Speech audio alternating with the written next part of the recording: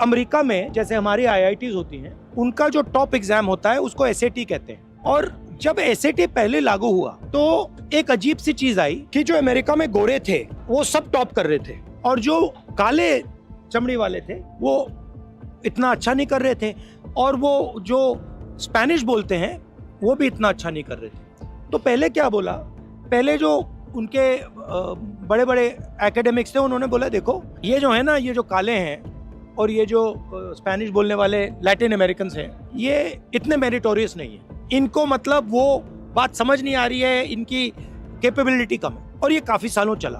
फिर एक आदमी ने क्या किया, एक प्रोफेसर ने, उसने कहा एक चीज चेक करता हूँ, जो पेपर लिखे गए थे ना उन्होंने वो पेपर कालों से लिखवा दिए। सिर्फ उन्होंने कहा कि ऐसे करते हैं, पेपर कालों से लिखवा देते हैं और फिर वही एग्जाम दे देते हैं। पता है क्या हुआ, गोरे सब फेल हो गए।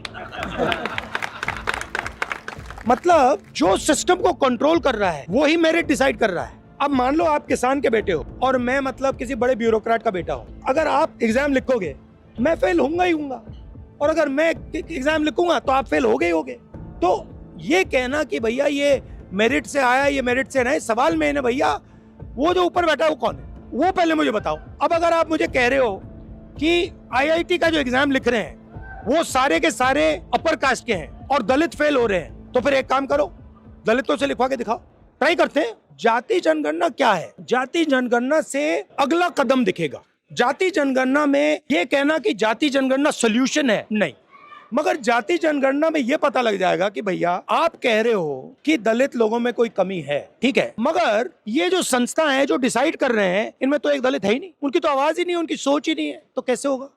तो जाति जनगणना क्या दिखाएगा, किसकी कितनी आबादी है, दूसरे नंबर पे कौन कहाँ है, मतलब ब्यूरोक्रेसी में कौन बैठा है, कहाँ बैठा है, और उसके बाद क्या होगा। मैं खुल के बोलूं तो ये जो पिछले 10 साल में बीजेपी ने किया है, ये दलितों, पिछड़ों और आदिवासियों की जो हिस्ट्री है उसको मिटा दिया इन लोगों। आपका क्या रोल था, आजादी में क्या रोल था, उससे पहले क्या था, आपने मतलब आपकी हजारों साल की हिस्ट्री है वो सब गायब कर दी। और जिसकी हिस्ट्री चली गई फिर वो भविष्य की कैसे बात कर सकते? 21वीं सदी है, डेटा का जमाना है, डेटा से कोई लड़ नहीं सकता। मैंने डेटा रख दिया कि भैया जाति जनगणना का डेटा है, ये लो भैया, 90 ब्यूरोक्रेट हैं, एक दलित बैठा है, एक आदिवासी बैठा है, इनका कोई हक नहीं है, बैठे हुए हैं, चुप बैठे हुए हैं कोने में, डेटा से पता लग जाएगा। और जाति जनगणना मतलब डेटा का बस वो ऐसा जाएगा, सबको पता लग जाएगा कि भैया हमारी भागीदारी इतनी है। मैं मतलब सिस्टम के अंदर से आता हूँ, आपने अंदर से नहीं देखा, कितना अन्याय हो रहा है मुझे दिख रहा है, मैं जानता हूँ। तो ये लड़ाई है। और जाति जनगणना सिर्फ जो मेरा कॉन्सेप्ट है